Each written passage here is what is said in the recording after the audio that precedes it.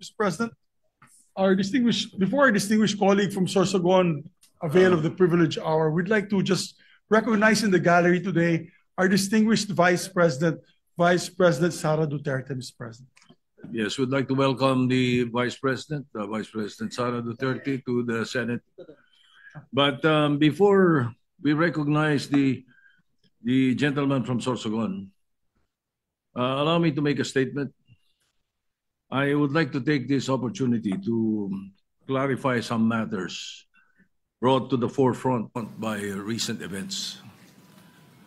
Amendments, insertions, or whatever you want to call it, whether individual or institutional, done during the deliberations in the Senate, are part of the regular budget process. It is part of a process. It is within the mandate of the senators to amend and determine the government spending allocation. It serves as a crucial check and balance mechanism to ensure that public funds are spent in accordance with the law. It is unfortunate that the issue on ghost projects and failed flood control projects affect and generalized all amendments as illegal or improper. Some of these amendments, in fact, are for additional classrooms, farm-to-market roads and bridges that will benefit our people, especially those in the far-flung provinces, some of which were never funded and were tagged FLR for later release. These requests from LGUs, provinces, municipalities, and even barangays that were not included by their respective regional councils due to numerous reasons. These basic services are as equally important. It is within the duty of the senators upon assessment to include these amendments that will benefit the people. I would like to make it clear that whatever budgetary amendments the senators proposed or propose, the money for these projects do not in any way go through the Senate or the senator, as some of our kababayans think. It goes directly to the implementing agencies under the executive department. As discussed and agreed during our caucus, rest assured that for the 2026 budget, the Senate will institute changes for greater transparency, people's participation, and accountability. That is the reason that we have included live streaming in all the steps of the budget process. The Senate is one with the nation in ensuring that the taxes paid by the public will be used correctly. Thank you, and Majority Leader, you are recognized. Maraming salamat, Mr. President, and thank you for that clarification and, of course, that manifestation. Mr. President, may we recognize our distinguished colleague, the former Senate President, our distinguished colleague from Sorsogon, no other than Senator Francis Chis Escudero. Yes, the gentleman from Sorsogon, Senator Francis Escudero, is recognized.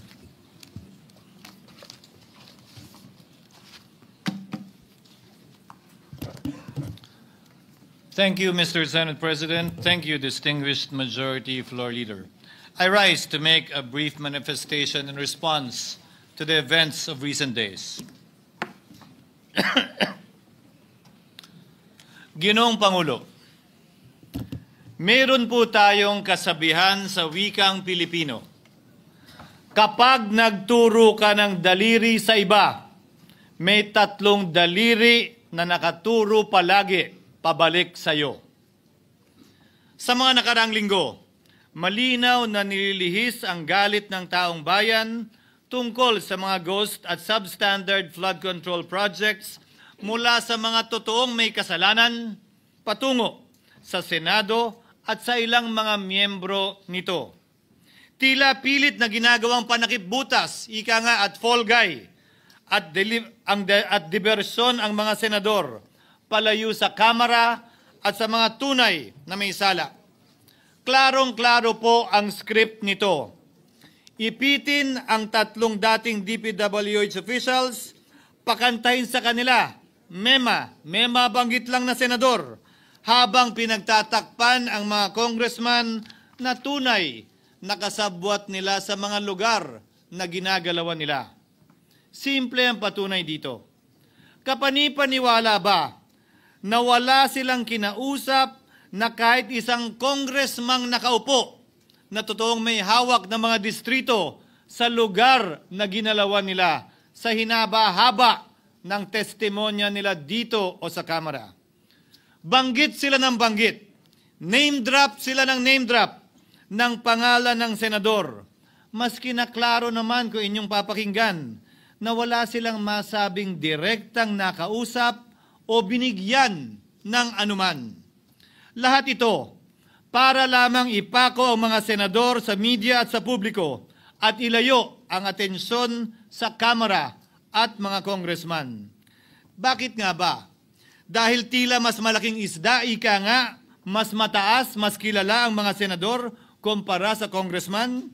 Umaasa sila na maiibsan ang galit ng tao sa kanilang mga anomalya ukol sa flood control at tuluyan na silang makakatakas mula sa anumang pananagutan.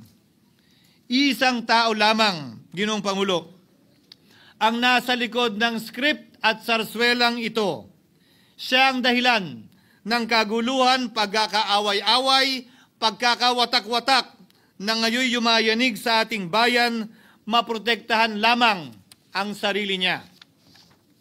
Ang pangalan niya ay matagal nang bulong-bulungan sa bawat sulok ng bansa, pero ngayon, unti-unti nang sinisigaw ng taong bayan.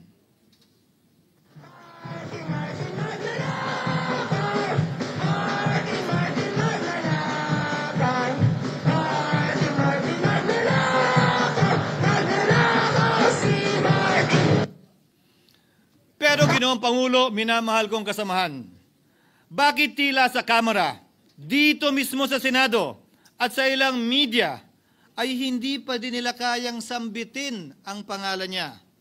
Pues, sasabihin ko, Martin Romualdez. Minsan ang binanggit ng mga diskaya ito mismo dito sa Senado, ang kanyang pangalan. Pero agad itong pinabawi nung humarap sila sa Kamara. Binanggit ni Master Sergeant Gutesa ang kanyang pangalan. Pero ultimo notaryo, natunto nila at pinabawi nila ang pagnotaryo. Buti na lang, huli na't nasabi na niya ang pangalan ni Martin Romualdez na pinanumpaan dito mismo sa ating Blue Ribbon Committee. Hindi ba't si Ginoong Gutesa, hindi ba't si Sergeant Gutesa lamang, ang bukod tanging testigo na walang kinalaman, hindi sangkot sa flood control issue, walang hininging immunity, deal o proteksyon kapalit ng kanyang pagtestigo. Siya ang kauna-unahang nagtestigo na personal na naghatid ng pera sa bahay mismo ni Martin Romualdez. Ang salaysay niya, Ginoong Pangulo, ay kumpirmasyon ng matagal nang isinisiwalat ni Congressman Chanco at Mayor Magalong kung sino ang ulo sa paglilimas sa kaban ng bayan na ating naririnig na rin. 13,803,693 with Congressman Saldico as proponent. For the record, ang binabanggit po nating Representative Elizaldico, siya po yung chairman ng House Appropriations Committee. Wala kaduda-duda yan. Ito nga, hirap na hirap silang banggitin pa yung isa sa mga mastermind nila dyan, si Saldico, hirap na hirap pa silang banggitin. May isa pang mas mataas sa kanya? Hindi naman gagalaw yun kung walang... Siyempre, hindi naman gagalaw yun kung walang pahintulot yung mas mataas sa kanya. Just the House Speaker. Ginoong Pangulo, pahintulutan niyo po ako magkwento ng konti upang patotohanan ang mga salitang ito. Taong 2023 nung tinalaga si Ginoong Kiko Laurel bilang kalihim ng Kagawaran ng Agrikultura. Bilang suporta sa kanyang mandato, tinanong ko noon ang isang simpleng katanungan sa budget process natin. Bakit mas malaki ang pondo ng flood control kesa sa agrikultura? Why is it that the budget for flood control is bigger than the budget of the Department of Agriculture or the agriculture sector as a whole? The fifth biggest allocation, not even a department, is flood control. And allocating a measly 31 billion for irrigation, for rice. Why? Pagkatapos po noon, tinulungan ko siyang bawasan ang flood control budget at idagdag sa 2024 budget ng Department of Agriculture. Aniya, tumawag daw sa kanya si Congressman Zaldico dahil pinapatanong daw ni Speaker Romualdez, bakit binawasan ang pondo ng flood control? Ngunit wala nang nagawa si Congressman ko dahil sinabi niyang pasayan ng Pangulo. Nung termino ko rin po bilang Pangulo ng Senado, maraming beses po akong tinanong ni Pangulong Bongbong Marcos tungkol sa panukalang budget para sa 2025. Sinabi ko po sa kanya ang buo at tapat na katotohanan para malaman po niya ang tunay na larawan at sitwasyon ng pambansang budget para sa taong yon. Ito marahil, Ginoong Pangulo, minamahal kong kasamahan, ang isa sa mga dahilan kung bakit pinag-utos ng Pangulo ang pag-veto at pag-for late release o FLR at pag-hold ng malaking bahagi ng budget nila. Marahil, isa rin ito sa mga dahilan kung bakit ninais ng Pangulo na matanggal si Congressman Zaldico bilang chairman ng House Committee on Appropriations dahil sa mga inilahad ko at marahil na-discover din ng Pangulo kaugnay sa 2025 budget. Hindi malayo, Ginoong Pangulo, na naganap din ang mga ito noong 2023, 2024 at mga nauna pang budget kung saan napakaraming ghost at substandard projects ayon kay Secretary Vince Dizon at ayon mismo sa talumpati ng ating kasamahan na si Senator Ping Lacson. Ngunit marahil ay walang naglakas loob na sabihin ang katotohanan kay Pangulong Marcos o magsumbong sa kanya kaugnay sa ilang mga bagay na ito bago ako. Nais ko din pong kumpirmahin ang sinabi ni Congressman Toby Chanco na ang pag-file ng impeachment complaint laban kay Vice President Sara Duterte ginamit na paraan ni Speaker Romualdez para mag-release ng pondo nila na naka-FLR or for late release bago mag-eleksyon. Maski na alam po niya na hindi po ito kayang talakayin ng Senado hanggang sa Hunyo pa mula nung simula. Ulitin ko, ginamit ni Martin Romualdez ang FLR at ang pangalan ng Pangulong Marcos upang itulak ang kanilang unconstitutional na impeachment complaint. Sabi nila, pumirma kayo dahil kung hindi lalabas ang pondo nyo na naka-FLR bago mag-eleksyon. Subalit, Ginoong Pangulo, hindi ito umubra. Hindi ito umubra dahil tinanggihan ito ni PBBM. Sinabi niyang walang ganyang uri ng usapan at sinabi niyang hindi niya gagawin yon. Kaya't hanggang ngayon, nananatili pa rin for late release ang mga questionableng pondo nila. And that is why, Mr. President, distinguished colleagues, at the height of the impeachment controversy and amidst the passion of some sectors to remove the Vice President at all costs, I urged prudence and level-headedness because I knew that greed and not accountability was the reason behind it. In the end, Mr. President, the Supreme Court vindicated us. The Supreme Court vindicated us by saying, among others, quote, "There is a right way to do the right thing at the right time. This is what the rule of just law means." Close quotations. Ginoong Pangulo, sinisi po sa akin ni Speaker Romualdez ang pagkakatanggal kay Congressman Zaldico. Sinisi po niya sa akin ang pag-FLR or for late release ng kanilang mga proyekto. Sinisi po niya sa akin ang pagkakadismiss ng impeachment complaint laban kay VP Sara na nakikita niyang makakatunggali niya sa susunod na halalan. Sinisi din niya po sa akin ang pagkakasira ng kanilang maitim na balakin sa 2025 budget na nagawa nila ng walang balakid na mga nagdaang taon. Ginoong Pangulo, naging tapat ako at ginawa ko lamang ang aking tungkulin. Kung ano ang tingin kong tama at nararapat para sa bansa at sa sambayanan. Subalit, sa kabila po nito, nagsimula na ang lahat ng bira, paninira at kaso laban sa akin at sa Senado. At ang nasa likod ng lahat ng ito, walang iba kung hindi si Martin Romualdez. Ika nga ni Mayor Magalong na ngayon lamang nakita ko sinisiraan na rin ngayon. Bakit ko ba nilabanan at binisto sila Speaker Romualdez mula noon hanggang ngayon kung kasabwat at kasapakat lang din nila ako? Hindi ko po gagawin yun. Ang pinagsampig ng tennis court ang nasabing gusali sinimulang pinatayo noong ika-6 ng Oktubre taong 2022 at ang kontraktor ang St. Gerard Construction na pagmamayari ng mga diskaya na nasangkot ngayon sa mga maanumalyang flood control projects. Dahil dito, kwenasyon ng ilan ang pagiging special advisor ni Mayor Benjamin Magalong sa ICI. Lalabanan ko ba yung anlalakas na yan, sila Speaker? Lalabanan ko ba yung mga mayayaman na yan? Kung ako'y bulok, I fought for what is right. Ano nga ba ang ginawa nila sa akin? Una, hinalungkat ang isyo ng campaign contribution na tinanggap ko mula sa isang individual na may-ari ng kumpanyang nakakuha ng kontrata sa gobyerno. Inipit niya ang budget ng COMELEC sa Kamara dahil dito at binusisi ang di umano kaso kong ito. Subalit, Ginoong Pangulo, tulad ng sinabi ko sa simula ng aking talumpati, kapag ka nagturo ka ng daliri kanino man, may 3 daliring nakaturo pabalik palagi sa iyo. Anong nangyari?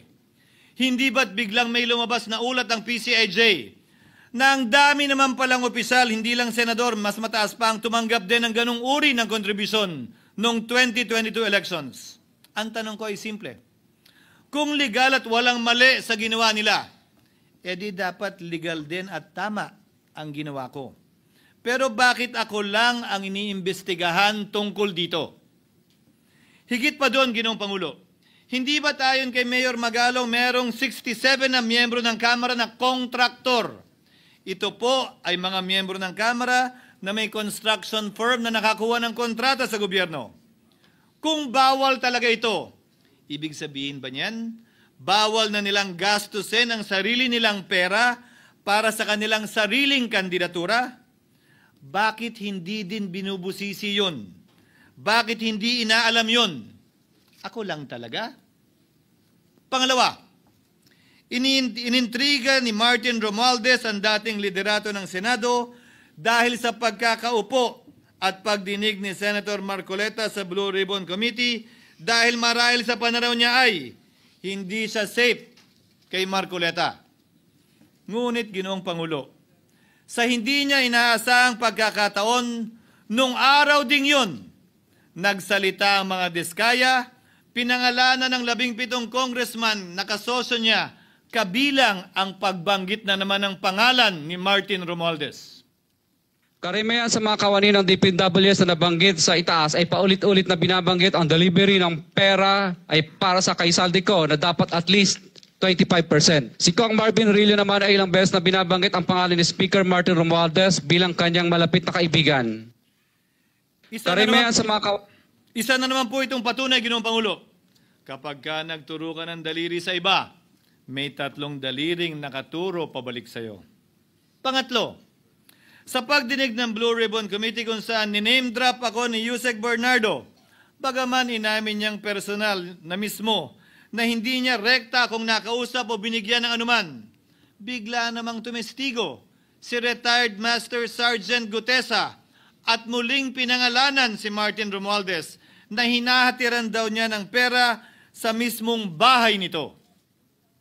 Ang bawat malita ay may lamang humigit kumulang 48 million pesos. Kalimitang dinadala sa bahay ni Congressman Saldico, ibababa lamang namin ay 35 malita para i-deliver sa bahay ni House Speaker Martin Romualdez. Gamit ang script niya sa pagturo sa akin, ayan na naman. May 3 daliring nakaturo palagi pabalik sa kanya tuwing ginagawa niya yan. Ulitin ko po for the record, Ginoong Pangulo, ang sinabi ni retired Master Sergeant Gutesa. 35 maleta ng pera, na naglalaman na mahigit kumulang 48 milyong piso bawat isa o kulang-kulang 1.7 billion pesos sa isang delivery ay di umano hinatid niya sa iba't ibang bahay, sa iba't ibang pagkakataon ni Martin Romualdez. Subalit, sa kabila ng lahat ng ito, hindi ba nakapagtataka bakit hindi sinasama si Martin Romualdez sa anumang investigasyon? DOJ man, NBI man, AMLAC man. No ako po'y pinuntahan, no ako po'y dumalo sa imbitasyon ng ICI bilang resource person, binanggit ko at tinanong ko din ito sa kanila. Ganito ba katindi ang kapangyarihang hawak ni Martin Romualdez? Na bagaman hindi siya speaker, tila the name that cannot be mentioned pa din siya at nagagawa pa din niya ang nais niya kaugnay sa isang mapamiling hustisya o selective justice. Halimbawa, bakit ang daming kondisyon bago ipasok ang mga diskaya na nagpangalan sa maraming congressman sa witness protection? Pero pag si Alcantara, Hernandez at Bernardo, walang ganong kaparehong kondisyon. Bakit hiniling agad ang freeze order di umano para sa asset ng mga name drop na senador? Pero maliban kay Congressman Zaldico na mukhang nilalaglag na nila, ni isang congressman walang request para sa freeze order. Pagdating naman kay Martin Romualdez na dineliveran ng bilyong piso sa bahay mismo niya, ang sabi ay, quote, "We will work on it lang." Bakit interesado ang lahat sa 6 na senador na idadawit di umano ni Bryce Hernandez na handang-handa tayong alamin sana kung sino-sino sila para mapagpiestahan natin sila? Pero nung sinabi ni Bryce na hindi pala senador, kung hindi kongresista lamang ang papangalanan niya, aba, biglang naglaho ng parang bula ang atensyon. Parang wala na nagtanong. Parang wala nang interes para alamin, sino-sino nga ba yung mga yan? Kung ako po yung tatanungin niyo, alam ko merong 6 na senador eh. May nagtatanong sa akin, bakit wala si Cheese? And my answer to that is, I'm almost sure, no, probably hindi ma-mention si Cheese simply because walang insertion doon. Si Sa Bulacan. Escudero, wala doon. Hindi po senador yung laman nung computer ko. So fake news yun, ha? May 6 na senador na nunumbrahan mo daw. Mga congressman yung nasa computer mo. Yes, yung nasa computer ko po, congressman po. Okay, thank you.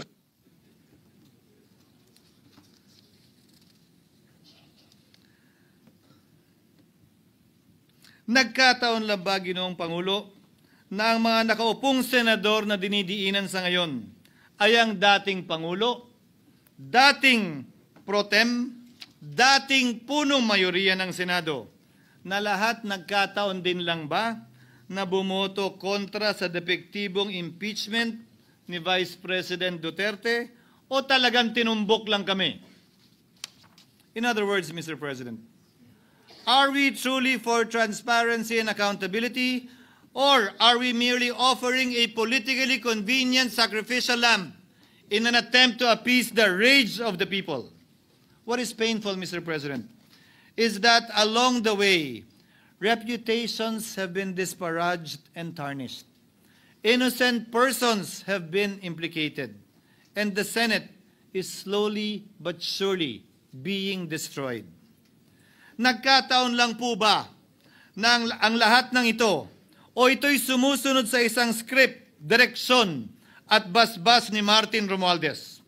Sa kanyang script na naglalayong ilihis ang galit ng bayan mula sa kanya at sa mga kasabwat niya at ituro ito sa Senado at mga senador.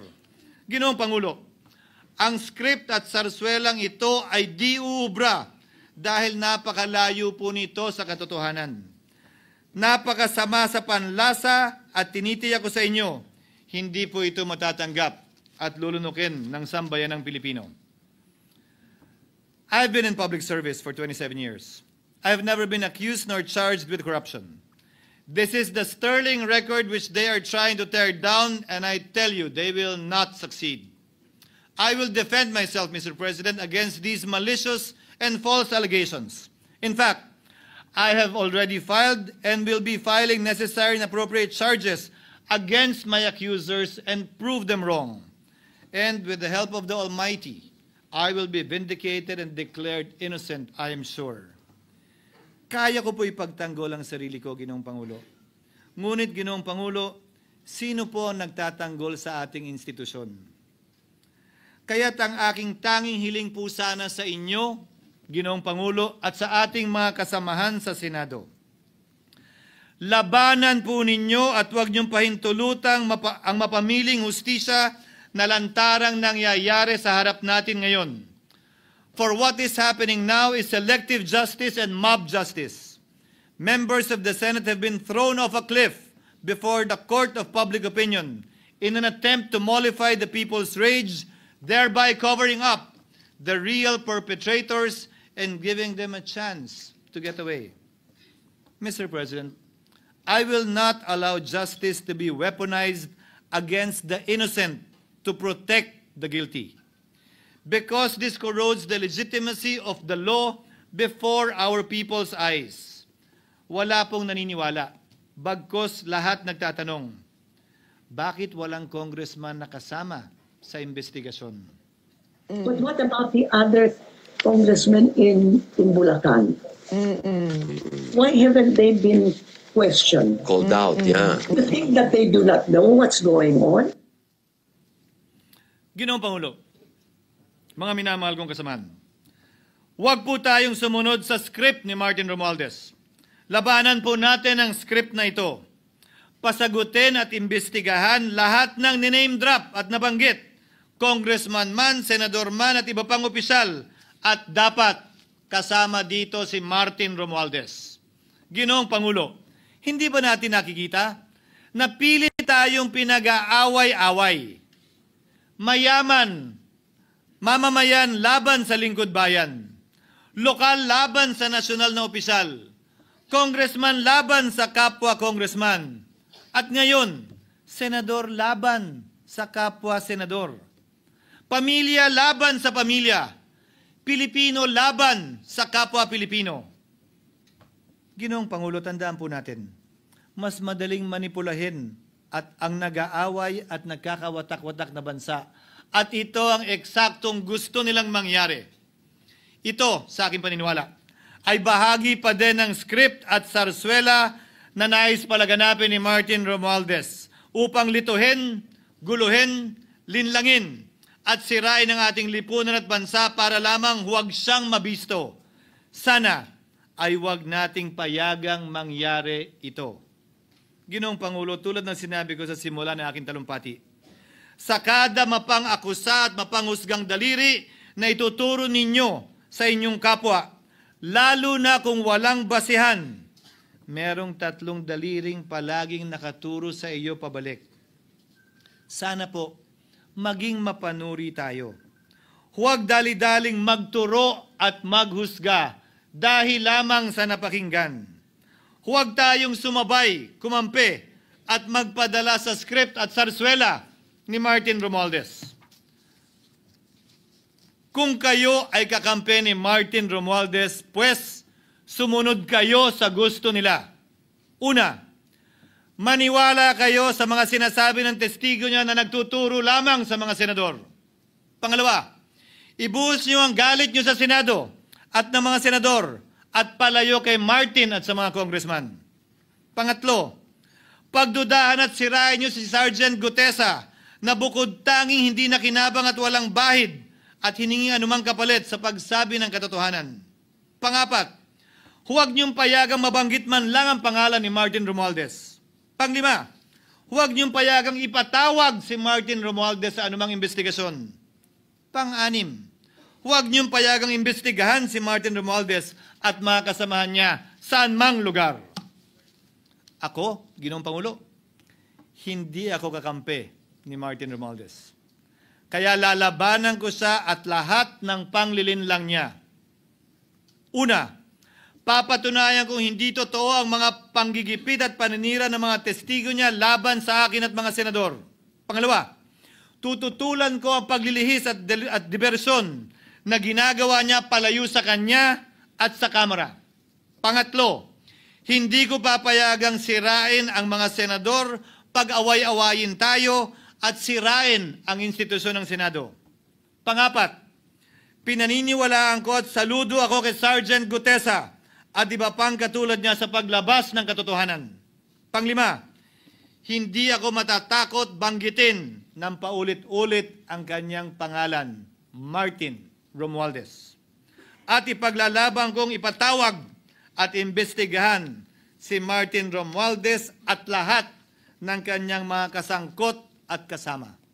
Ginoong Pangulo, mga minamahal kong kababayan, kung nais niyong lumitaw ang katotohanan, kung nais niyong panagutin ang tunay na salarin, kung nais po niyong makulong ang tunay na may kasalanan, huwag ninyong kampihan si Martin Romualdez. Punitin natin ang script ni Martin Romualdez. At higit sa lahat, huwag magpadala, huwag sabayan, huwag maniwala sa sarswela na nilalako ni Martin Romualdez. Maraming salamat po, Ginoong Pangulo, at magandang hapon po sa ating lahat. Thank you, Senator Francis Chis Escudero. Majority Leader. May I ask for a minute suspension, Mr. President? Session is suspended for 1 minute. From Sorsogon, our former Senate President, be referred to the Committee on Rules. So referred. Mr. President, I move that we approve and dispense the reading of the journal of the 24th session, Wednesday, September 24, 2025. I so move, Mr. President. Is there any objection? Hearing none, the motion is approved. Mr. President, I move that we proceed with the reference of business. Is there an objection? There being none, the motion is approved. The Secretary will now read the items in the reference of business. Bills on first reading. Senate number 1381, an act instituting a comprehensive national autism spectrum disorder program, appropriating funds therefore and for other purposes. Senator Ejercito. Meron siya, sir.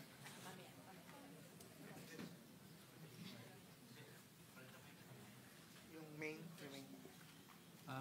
Committee on Health. So referred to the Committee on Health. Ways and Means. Yeah. Ways and Means and Finance. Ito na.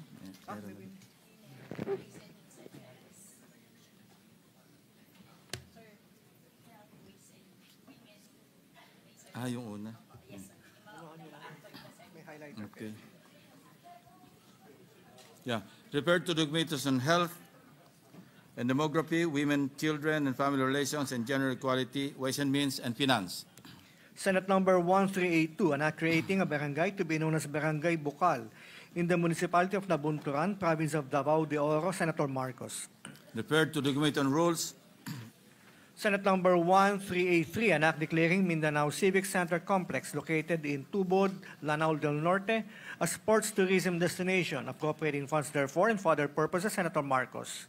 Referred to the Committees on Tourism, Sports, and Finance. 1384, an act establishing a TESDA Training and Assessment Center in Tubod, Lanao del Norte, to be known as a Tubod TESDA Training and Assessment Center, appropriating funds therefore and for other purposes. Senator Marcos. Referred to the Committees on Higher Technical and Vocational Education and Finance. 1385, an act establishing the Ilocos Norte Sports Institute and Research in the province of Ilocos Norte, appropriating funds therefore and for other purposes. Senator Marcos. Committee on Rules. 1386, an act declaring Pasig Islet of Barangay Bato in the municipality of Santa Cruz, province of Davao del Sur, as an aqua ecotourism site, appropriating funds therefore and for other purposes. Senator Marcos. Referred to the Committees on Tourism, Environment, Natural Resources, and Climate Change, and Finance. Senate number 1387, an act institutionalizing the Philippine Abaca Industry Development Program, providing funds therefore and for other purposes. Senator Marcos. To the Committees on Agriculture, Food and Agrarian Reform, and Finance. Senate number 1388, an act abolishing the Credit Information Corporation, transferring its functions to the Bangko Sentral ng Pilipinas, repealing RA 9510 or the Credit Information Systems Act. Senator Villar M. Referred to the Committee on Banks, Financial Institutions, and Currencies. Senate number 1389, an act institutionalizing the bamboo industry development in the Philippines and appropriating funds therefore. Senator Villar M. Referred to the Committees on Trade, Commerce, and Entrepreneurship, and Finance. Senate Number 1390, an act establishing the Disability Support Fund for the empowerment, full participation, and inclusion of persons with disabilities in society, and appropriating funds therefore. Senator Villar M. To the Committees on Social Justice, Welfare, and Rural Development, and Finance. Senate Number 1391, an act instituting the Magna Carta for daycare workers, providing funds therefore. Senator Villar M.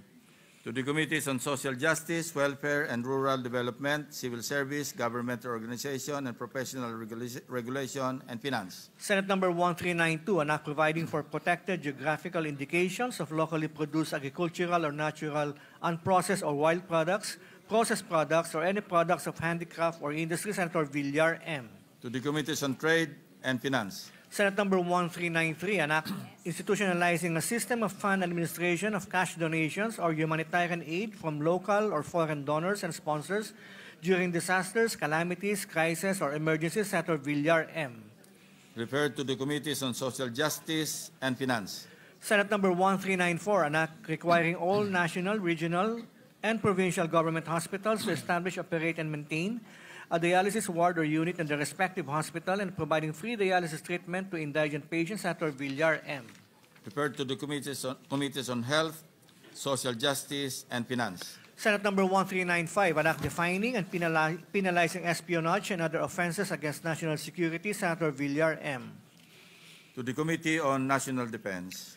Senate Number 1396, an act expanding the grounds for nullity of marriage, providing further protections to the parties to the marriage and its common children, amending for the purpose EO 209 of the Family Code of the Philippines and RA 11596 are an act prohibiting the practice of child marriage and imposing penalties for violations thereof. Senator Ontiveros. To the Committee on Women, Children, Family Relations, and Gender Equality.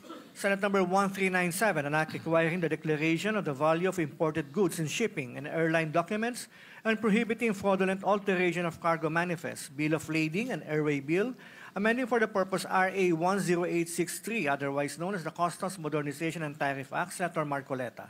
Referred to the Committee on Ways and Means.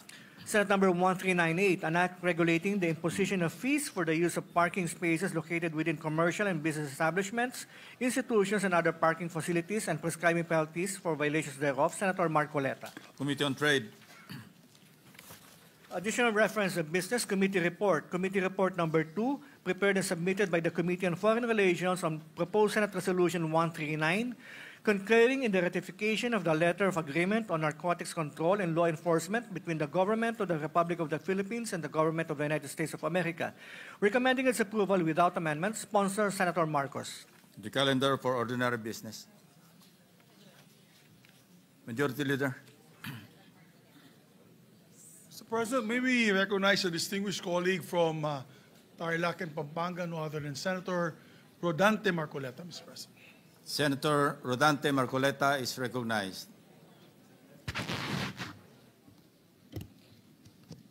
Marami pong salamat, Mr. President. Ako po ay tumatayo ngayon para sa isang usaping pampersonal at pangkalahatang pribilehyo. Ginoong Pangulo, ang gulo-gulo na po natin. Ito pong huling pagdinig sa Blue Ribbon Committee na kung saan ay lumabas po ang isang testigo na nagngangalang Master Sergeant Orly Gutesa. Ako po ay nabansagan na kulang po sa kortesiya. Para sa akin po ay hindi po tama na nagpapasaringan po tayo ng ganun. Iisa po ang ating layunin. Hindi po tayo magkakalaban sa layunin na matuntun po natin ang pinaka-problema kung bakit nasadlag po ang ating bansa sa ganitong kalagayan. Hindi ko naman po kasalanan ako po'y hanapin ni Sergeant Gutesa. Hindi ko po siya kilala eh. Hindi ko po kasalanan kung ako po ang hinanap niya at hindi iba. Nung pong makita ko po yung kanyang salaysay, ang sabi ko lamang po sa kanya ay, kung malakas ang loob mo talaga at naniniwala kang dapat mong gawin ito para sa iyong bansa, Dalawa lang ang pwede mong gawin para sa akin. Ipanotaryo mo yan, at kung malakas ang loob mo, bukas ng umaga bago mag-alas 9, kailangan nandun ka na sa Senado. Alam po yung notaryo, para sa akin lang po yun eh. Gusto ko lamang siyang testingin kung talagang totoo nga ang kanyang mga gustong banggitin. Ang pinakamahalaga po ay haharap siya, tatayo, at susumpa sa kalagitnaan ng pagdinig. At doon ay pakikinggan natin. At doon ay sama-sama natin siyang i-interpolate. Tatanungin. Nakita naman po ninyo kung paano niya sinasagot ang bawat tanong. Walang pag-aalinlangan. Siya lamang po ang natatangi na testigo na kumonekta sa pangalan ni Saldico at Martin Romualdez. Wala nang iba. Ngayon po siya ay naharap sa napakaraming pasaring din. Bakit po ako ay walang kortesiya? Hindi po ba ako ay humingi ng panahon sapagkat hindi ko naman po alam kung talagang darating siya nung araw na yon, kaya hindi na po ako nagsabi. Gusto ko talagang paniwala ang darating siya. Dumating nga po siya, kaya ko siya inilabas. Pero kung pag-uusapan po ay kortesiya, balikan po natin ang mga nangyari. Nung ako po ay chairman pa ng Blue Ribbon Committee, nagkaroon po ng pagdinig. Unang pagdinig ay August 19, 2025. Isang araw bago po nagkaroon ng pagdinig ang Blue Ribbon Committee, ang ating pong kasama, si Senator Lacson, ay nagkaroon po ng posting. Sa Twitter po yata ito, hindi po ako sanay dito eh. Babasahin ko po, August 20, 2025. The Senate Blue Ribbon Committee hearing yesterday is akin to the cart going ahead of the horse. Had the cart waited one day, it would not have missed the details of the truth about the many substandard ghost projects and more that will be exposed in my privileged speech today. Yun po ba ay courtesy din? Sa akin pong palagay, hindi dapat po nagkaroon ng ganitong pagpapasaring. Alam ko po ba kung sino-sino ang tatayo para mag-deliver ng privileged speech? Matagal ko na pong sinabi noon kung kailan po ang pagdinig. Wala po akong itinago. Ngunit kung sasabihin na kung naghintay kami ng isang araw, ay mas marami pa sanang mga detalye at katotohanan ang naihayag.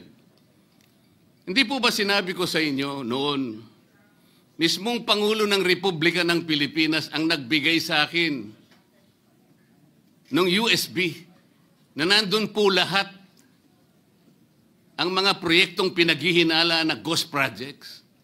Ayaw ko lamang pong ilabas ng isa-isa sapagkat sa aking pagkakaalam noon, Ginoong Pangulo, mali din po yung binigay na mga coordinates sapagkat ang pinagbasihan nila yung MYPS, hindi yung PCMA, na palagi ko pong binabanggit. Sa mga kapatid, kahit na po yung mga binanggit na projects ng ating kasama, salig po sa mga maling coordination eh. At saka konti lang, pinili lang. Nagkataon lang po maganda nga talagang pagkakapresent sapagkat kulang na lang po yung cinematography at saka screenplay. Kung meron pa lang sanang sound effects, baka nandun yun eh. Huwag po sanang ganun magpasaringan tayo. Iisa po ang layunin natin dito eh. Yung matukoy natin kung sino ang merong utak dito. Na ngayon po ay unti-unti na pong naihayag. Sino bang natatakot kay Martin Romualdez? Marami po siguro dito sa kapulungan ito. Pero hindi ako natatakot kay Martin Romualdez.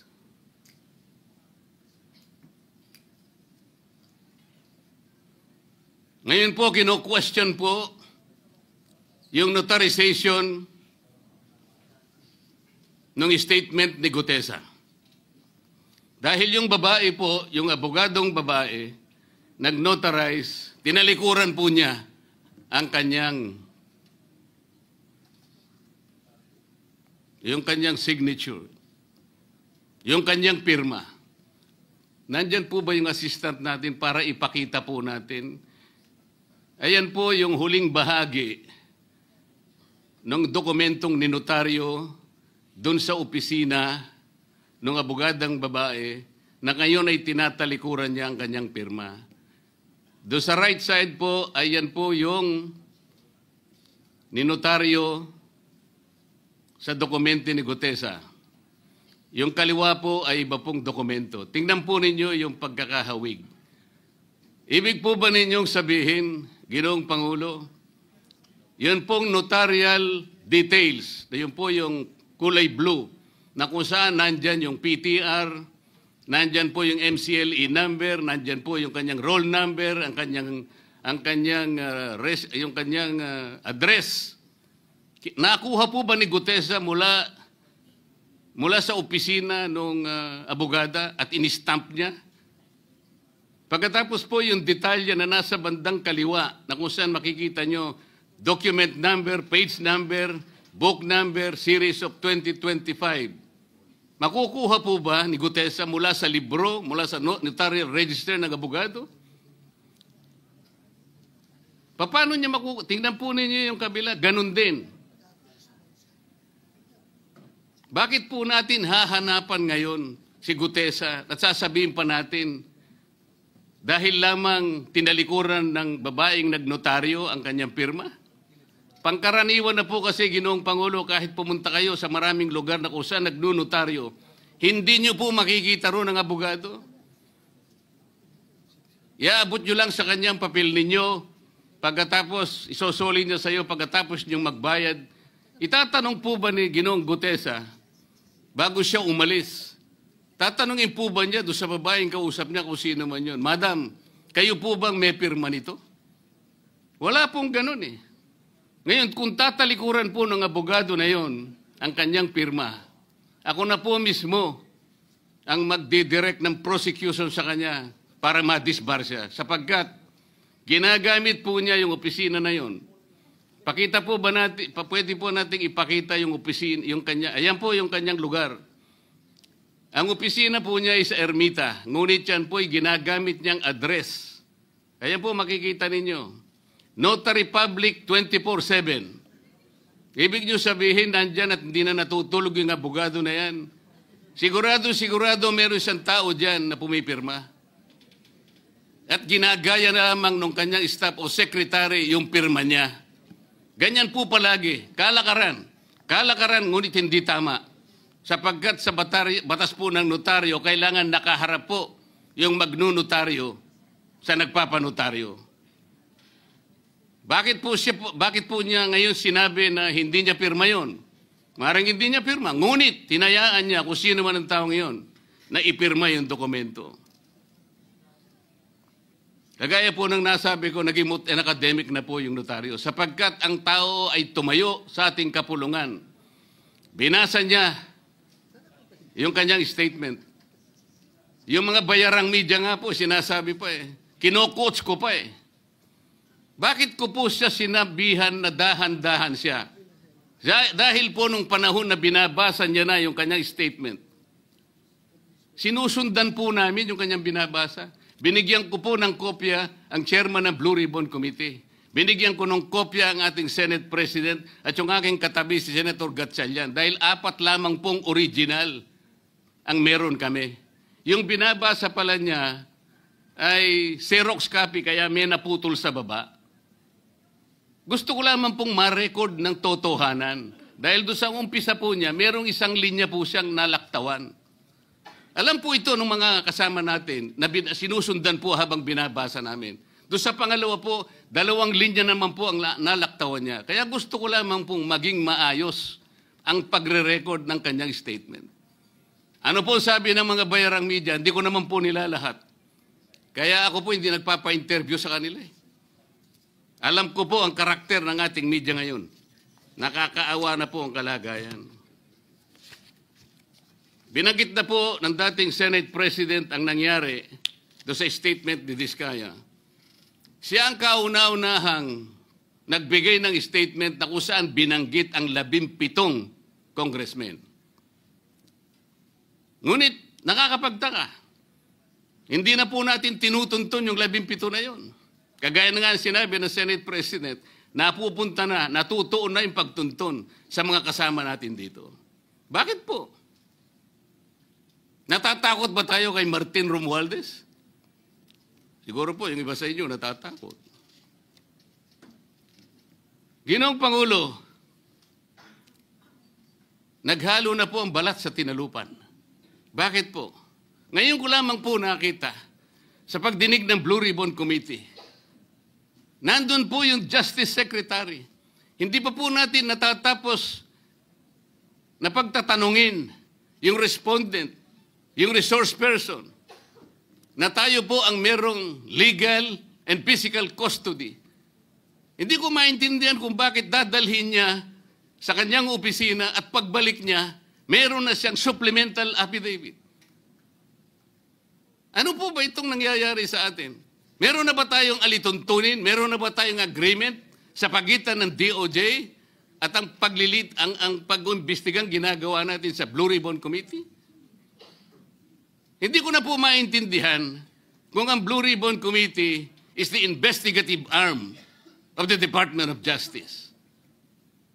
Ang sabi ko po nung nasa ikalimang pagdinig pa lang tayo, sapagkat nakikita ko na po ito, kaya po naghangad pa ako sa ating chairman no na sana'y paraanin niya ako, meron lang akong gustong isang guni muna at pag-usapan sana muna. Hindi naman po ako nabigyan ng pagkakataon kaya nagkaroon pa po ng konting sagutan doon. Ito po yung gusto ko sanang ayusin muna, pag-usapan muna natin. Lalong-lalo na po ang kaugnayan natin sa bagong tatag na ICI, Independent Commission on Infrastructure. Ano po bang ugnayan natin dito? Hindi po ba tayo mag-uusap muna? Hindi ba tayo gagawa ng regulasyon muna? Meron po tayong mga doktrinang isinasaalang-alang. Nasaan na po ang institutional boundaries? Nasaan na po ang separation of powers? Nasaan na po ang system of checks and balances? Di ba natin isasaalang-alang ito? Dadalawang tao lamang po ba ang mamamagitan sa pagitan ng mga institusyon na ito? At mawawala na po kami sa picture? Are we supposed to be kept in the dark, Mr. President? Yung po, kung mo ba sinabi ng ICI na isa sa kanilang mga poder, kapag ka nag-request po sila, makakakuha sila ng impormasyon sa House of Representatives, sa Senate, sa Korte, sa Sandigang Bayan, at kahit sinong otoridad. Ibig ba sabihin wala na tayong opsyon na tumanggi? Kailangan po natin pag-usapan muna yun. Ang nangyayari po sabog-sabog na po eh. Baka nga yun ang isang dahilan kung bakit nag-resign po yung advisor na si Mayor Magalong ng Baguio. Yung pong mga pasaring, ito po yung nakakapagbigay sa atin ng hindi naman kailangang pag-aaway-away o pag-aalitan. Hindi po maganda sa ating panig ito. Tingnan lamang po natin yung interview sa DCMM ng ating kasamahan, chairman ng Blue Ribbon Committee, ng mga host ay si Victoria Tulad at si Christian Yosores noong September 28, 2025. Ang tanong po nila, ilang hearings pa ang nakikita ninyong gagawin ninyo? Ang sagot po ng ating kasama, Senator Lacson, yun ang hindi ko pa masabi. Dahil kung may bagong lumalabas na mga testigo at masustansya yung sasabihin, meron pang mga kakulangan na dapat na mapunuan, magtawag tayo ng pagdinig. Tama naman po yun. Pero ito pong pangalawang saknong, ang sabi po, pero kung paulit-ulit lang at masa-sidetrack o kaya palihis yung direksyon ng inquiry, yun ang i-assess namin kasi medyo lumihis na. Ano po yung lumihis? September 28, dito lumabas si Master Sergeant Orly Gutesa. Lumihis po ba o dumiretso? Mula kay Saldico, ikinonekta po niya kay Martin Romualdez. Sa akin palagay, dumiretso po, hindi tayo lumihis eh. Pagkatapos tinanong pa po, do you think po, coach po si Gutesa? At iba pong observation, baka si Senator Dante Marcoleta dahil parang sinabihan siya nung nagbabasa siya. O nalimutan mo, balikan mo itong paragraph na ito. Naipaliwanag ko na po kung bakit ko lamang siya sinansala at sinabi kong balikan mo sapagkat meron nga po siyang nalalaktawan base po sa sinusundan namin na binabasa niya na dokumento. Ang sagot po ni Senador Lacson, medyo natawa pa nga siya, kayo nang humusga sa lahat ng yan, eh tayo nag-viral na. Siguro, ang sasabihin ko na lang, yung hula nyo, yun ang hula ko. O hula ko, hula nyo. Parang, your guess is as good as mine. Hindi po maganda yung inference eh. Parang ang lumilitaw, kinots ko eh. Bilang isang abogado, magmula po nung ako'y maging abogado, iniisip, hindi ko po ginawa yung mga bagay na ito. Kumisan nga ako eh. Hindi na abogado, sila pa yung nagsasabi eh. Katulad po ni Saldico. Ang sabi ko lang naman po eh, matunog na yung pangalan niya. Napakaraming sources na nagsasabi, kumukonekta kay Saldico, pwede ba natin siyang imbitahin? Ang sabi po, eh hindi na raw siya imbitahin because of interparliamentary courtesy. Ang sabi ko po, ang interparliamentary courtesy hindi po nalalabag kung iimbitahin lang siya. Halimbawa, invitation letter lang. Nagawa ko po yun kay Congressman Toby Chanco. Voluntaryo po yun eh. Kung darating siya, salamat. Kung hindi siya darating, okay lang. Ngunit, ang pinag-uusapan natin ay problemang kasangkot na po ang kinabukasan ng ating bansa. Sasabihin ba natin interparliamentary courtesy? Nakikinig po ang buong bayan. Tatakpan po ba natin ng dahil sa interparliamentary courtesy? Nakasulat po ba sa bato yun? Absolute po ba yun? Yun po yung aking ikinasasama ng loob eh. Hindi po tayo dapat mag-away-away. Iisa po ang ating layunin. Ang ating bansa ang pinaka-importante sa ating lahat. Bakit po kinakailangang ilihis natin? Bakit po tayo gagawa ng paraan para pagtakpan po natin ang hindi dapat pagtakpan? Ginoong Pangulo, ngayon po'y masasabi ko, si Master Sergeant Orly Gutesa ay mas credible pa po kaysa sa marami sa atin dito sa kapulungan ito. Si Master Sergeant Orly Gutesa, mas matapang kaysa sa mas marami dito sa ating kapulungan. Maraming salamat po, Ginoong Pangulo. Thank you, Senator Marcoleta. Majority Leader.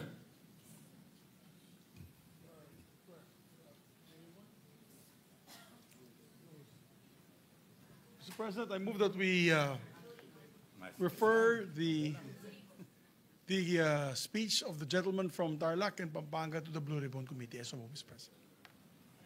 So referred to the Blue Ribbon Committee. Majority Leader. Mr. President, I move that we transfer from the calendar of ordinary business to the calendar for special orders, Committee Report number 2 on proposed Senate Resolution number 139. This is the resolution concurring in the agreement on narcotics control and law enforcement. I so move, Mr. President. Is there any objection? Hearing none, the motion is approved. Mr. President, I move that we consider proposed Senate Resolution number 139 under Committee Report number 2. Is there any objection? Hearing none, the motion is approved. Consideration of proposed Senate Resolution number 139 is now in order. The Secretary is directed to read only the title of the resolution without prejudice to inserting into the record the whole text thereof. Resolution concurring in the ratification of the letter of agreement on narcotics control and law enforcement between the government of the Republic of the Philippines and the government of the United States of America. Majority Leader. Thank you, Mr. President. To sponsor the said measures, our distinguished colleague from the province of Ilocos Norte and Leyte, no other than our distinguished colleague, Senator Aimee Romualdez Marcos. Senator Aimee Romualdez Marcos is recognized. Thank you very much, Mr. President and Majority Leader. My dear colleagues in the Senate, I rise today to submit to this August Chamber Committee Report number 2, sponsoring here with Senate Resolution 139 entitled Resolution concurring in the ratification of the Letter of Agreement on Narcotics Control and Law Enforcement between the Government of the Republic of the Philippines and the Government of the United States of America. Mr. President, the Philippines has fought long and hard a flailing war against illegal drugs, drug trafficking, substance abuse, the full gamut of crimes related to drugs continue to destroy lives, break Filipino families, and weaken our communities. Unfortunately, our struggle against illegal drugs appears to have weakened in the last few years in intensity and in focus. The truth is, we are backsliding in effort and result, and today, a total of 5,859 barangays remain classified as drug-affected, and 1.479 million Filipinos continue to use illegal drugs. Since January 2024, a total of 52.12 billion worth of illegal drugs were confiscated, showing that the flow of illicit substances remains alarmingly persistent. Ang mga dating adik nagbalik loob sa pagiging adik. Yung mga dating takot ang lalakas na ng loob. Ang mga pusher di na nagpo-push back. Ang mga user himbis gamutin binigyan ng alibay. Durog na ang Pilipinas. Marami na naman durugistang Pilipino. Marami na naman nakawan dahil naghahanap ng pantustos sa bisyo nila. Laganap na ulit ang krimen dahil laganap na ulit ang droga. High, happy days are here again. Ang pinaghirapan linisin ni Presidente Duterte, linamon at linaklak na ng mga buwaya. Buwayang walang kabusugan. Matapos ni Presidente Duterte dalhin sa hustisya ang mga kriminal, matapos niyang dalhin sa rehab ang mga adik na gustong magbago. Ayun, siya naman pala ang dadalhin sa The Hague. Fortunately, the country has had help in the war against drugs, namely the 2011 Letter of Agreement, or LOA, on narcotics control and law enforcement between the U.S. and the Philippines. Under this agreement, the U.S. committed funding and expertise to programs designed to enhance law enforcement, strengthen the rule of law, advance drug demand reduction, promote community resilience. In truth, from early 2011, we have been benefiting from the LOA, as we have already received over $27,620,000 US in equipment, training, and donations, including 250 million pesos for the establishment of an educational and technical building in the Philippine Coast Guard Fleet Training Center in Balagtas, Batangas, Bulacan, 342 million in training programs for the Coast Guard as well, and the provision of several millions worth of critical equipment. Through the LOA, law enforcement personnel participated in international and regional training on drug prevention and advocacy. Filipino doctors have been certified as international standard drug abuse treatment capable. And our prosecutors and lawyers received specialized trainings so that the 2017 edition of the Prosecutor's Manual was produced in large part through the assistance granted by this same LOA. On top of the $27.62 million already given, the U.S. government also committed an additional $25.4 million of funding under the LOA. Unfortunately, there has been a misapprehension of the LOA's character as a mere executive agreement.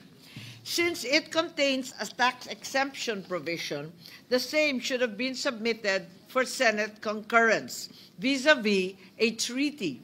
However, because these provisions were never invoked by the U.S. before, the issue of whether tax exemptions are operative without Senate concurrence never arose until today. In the awareness of the deterioration of our country's drug situation, our American partners wish to expand their assistance to include a new pier for the Coast Guard and the PPA in Buliluyan Island in Palawan. This project is likely to incur significant expenditures and concomitant tax obligations on the U.S. government, hence obliging them to invoke the tax exemption under the LOA for the very first time. Both the BIR and the Create More R8 12066 require that international agreements granting tax exemptions must be concurred in by the Senate. So, Mr. President and esteemed colleagues, after 14 years of reaping the benefits of this agreement, it is time that the Philippines formally honors the tax exemption provisions which both parties agreed upon in 2011 by ratifying the document now properly as a treaty. By our concurrence, the Senate will guarantee our drug enforcement and justice departments access to funding, resources, experience, and the invaluable assistance of the U.S. in this global war against illegal drugs and organized crime. Just as important, our ratification of this law will send a strong signal to the international community that the Philippines honors all its obligations under each of the agreements it signs. Oo, kailangan natin lahat ng tulong na pwede nating makuha. Pero kung ang sarili mismo nating bansa ay lango at lulong sa nakaka-addict na katiwalian, paano tayo gagaling? Gayong mas gusto pa ng ilang mga politiko na wala sa wisyo ang taong bayan para mapagpatuloy nila ang kaadikan sa kapangyarihan. Dalawa lang ang kapalaran ng mga mata sa lipunan, mamuti sa gutom o mamula sa droga. Dahil dito, hinihiling ko ngayon ang inyong pahintulot at sang-ayon sa ratifikasyon ng LOA or Letter of Agreement on Narcotics Control and Law Enforcement hinggil sa pamahalaan ng Republika ng Pilipinas at ng Estados Unidos ng Amerika. Maraming salamat, Ginoong Pangulo at mga mahal kong kasamahan. Majority Leader. May we recognize Senator Bato de la Rosa to co-sponsor the speech, Mr. President, or the resolution. Senator Ronald Bato de la Rosa is recognized. Thank you, Mr. President. Good afternoon, Mr. President and distinguished colleagues. I rise today to co-sponsor the resolution concurring the ratification of the Letter of Agreement on Narcotics Control and Law Enforcement, or LOA, between the Republic of the Philippines and the United States of America. Mr. President, droga ang nagdudulot ng walang awang pagkasira ng kinabukasan ng ating kabataan, ng ibang pamilya. I have seen this happen more times than I can count. Kaya para sa akin, anumang kasunduan na makatutulong upang dagdagan ang ating kakayahan, labanan ang illegal na droga sa pamamagitan ng training, equipment, o rehabilitation programs ay dapat lamang nating suportahan. The Philippine government has been supporting this LOA for 14 years. Since 2011, the Philippines-USA Agreement, in fact, provided more than $27 million in assistance, from homicide investigation training, to airport drug interdiction, to maritime patrols, to community-based rehabilitation. These are concrete programs na naramdaman ng ating mga ahensya. In 2024 alone, $6.2 million was added for counter-narcotics and citizen security, with another $8 million committed for law enforcement. Mr. President, let me emphasize, to fully defeat the drug problem, what we need are reliable and sustainable solutions, unmoved by the ever-shifting winds of politics and the resolution that it is before us is precisely of that nature. Hindi ito nakadepende kung may sponsor ka ba sa Kongreso, kung malakas ba ang kapit mo, o kung sikat ba ang programa mo sa media. This is sustained support anchored on a binding international agreement that directly helps our frontline agencies like the PNP, PDEA, DOJ, DILG, even DOH in the rehabilitation side. This too is something we have seen happen too many times. Mga mahalagang programa na nahuhustage, hindi napupunduhan dahil napupolitika. But we cannot politicize our way out of the drug problem. Mr. President, hindi po kinikilala ng illegal na droga at krimen ang kulay ng politika. Kaya kailangan natin ng ganitong klaseng kasunduan. We need a stable, predictable, and dependable narcotics agreement that stays and stands no matter which way and no matter how hard the political winds blow. That is why, Mr. President, if we fail to give our concurrence, we risk losing future support. Kaya hindi lamang ito usapin ng konstitusyonal na tungkulin, kundi usapin din ng praktikal na pangangailangan. Mr. President, supporting this law shows just how committed we are in the fight against illegal drugs. Not only that, we are also sending a clear message to our institutions. Their mandates are taken seriously and they are duly supported. Most importantly, we are drawing a line of strong refusal. We shall not allow our nation to slide into dark pit of being a narco state. Never, not on our watch, and not on the watch of this Congress. Mr. President, I just would like to share to the body patungkol itong mga letter of agreement between U.S. and other nations. I was able to visit Colombia when I was the chief PNP, and sila po ay merong existing law with the U.S. government patungkol sa pagsuporta ng U.S. government doon sa kanilang anti-drug campaign. At kung makita mo po, Mr. President, ay ikaw ay you will feel the envy dahil nga yung kanilang kumbaga sa atin yung kanilang yung ating PNP Drug Enforcement Group or sa kanila equivalent doon ay yung Directorate for Anti-Narcotics under the Colombian National Police ay tinulungan po ng USA ng napakaraming suporta. They were given about if I'm not mistaken, yung number no na sinabi sa akin, around 60 fixed wings and around almost 100 yung Black Hawk helicopters, Mr. President. Kaya yung kanila mga patrolman doon, kung pupunta lang, mag-operate ng drugs from one province to another province, ay yun ay nakasakay palagi ng mga fixed wing. Kaya nakakaingit po yung suporta na binigay nila sa Colombia. So sana po itong suporta nila sa atin, maliit man lang, but beggars cannot be choosy, Mr. President. Napakalaking tulong na po nito para sa ating anti-drug campaign. Yun lang, Mr. President. Maraming salamat at magandang hapon sa ating lahat. Majority Leader.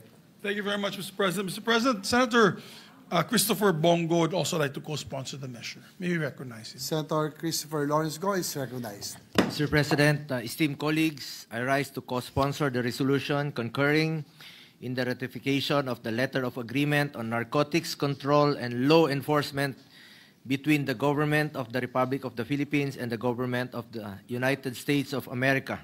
Mr. President, this agreement reflects our continuing commitment to strengthen cooperation in the areas of drug prevention, enforcement, and capacity building.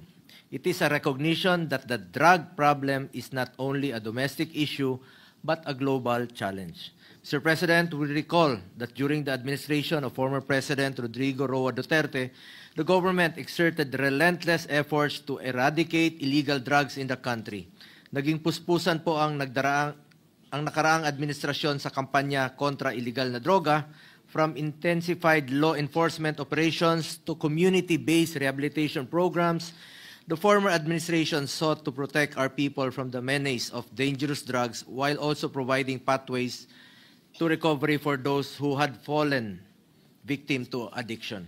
Mr. President, this cooperation with the United States will further enhance our capability to prevent the proliferation of illegal drugs, strengthen our institutions tasked with law enforcement, and support initiatives on public education and community development.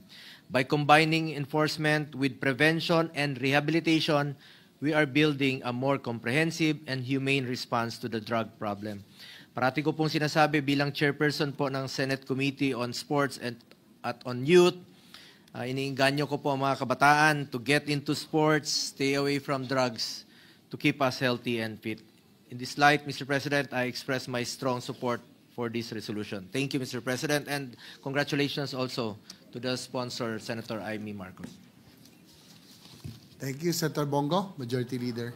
Thank you very much, Mr. President. Mr. President, I'd like to also put for the record, Senator Padilla and Senator Lauren Legarda would like to insert into the records their co-sponsorship speech for PSR 139. So inserted. Thank you. With that, I apologize. We have our colleague, our Deputy Majority Floor Leader, Senator Risa Ontiveros, would like to be recognized. Also manifest support. Our Deputy Majority Leader, Senator Risa Ontiveros, recognized. Salamat po, Mr. President.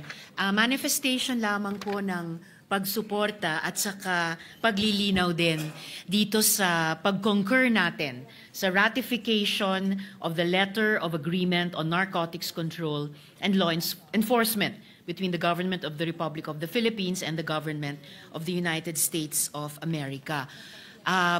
Sinusuportahan ko po ito, Mr. President, at pinirmahan din. Dagdag na paglilinaw lamang po, itong Letter of Agreement na ating sinusuportahan bilang Senado ay patungkol po hindi sa problematic drug use, kundi patungkol po sa anti-drug trafficking. At ito po din ay may kinalaman sa tax exemption na ibinibigay kaugnay ng international narcotics and law enforcement. Dagdag na paglilinaw po, it is well documented, Mr. President, yung fact na ayon sa Dangerous Drugs Board, drug use in the Philippines was down by 16.6% in 2023. Dagdag po at huli, Mr. President, sinabi rin ng Philippine National Police na nakapagkumpiska sila ng 43.3 billion pesos worth of illegal drugs in the first 3 years of the current administration, 3 times higher than the record of the previous administration over the same period. Ito po ay ayon kay PNP spokesperson, Police Brigadier General Jean Fajardo, na pinansin na nung unang kalahati nung nakaraang administrasyon, kung kailan inilunsad nga yung war on drugs, mayroon pong 14.3 billion pesos worth of drugs na nakuha po ng PNP. 1/3 po sa 43.3 billion pesos na nakumpiska ng PNP nung unang 3 taon nitong kasalukuyang administrasyon. For the record, Mr. President, kasama po ng aking pagsuporta dito sa resolution na ito. Salamat po, Mr. President. Thank you, Senator Tiberos, Majority Leader. Thank you, Mr. President. Mr. President, I move to suspend consideration of the measure. Is there objection? There being none, motion is approved.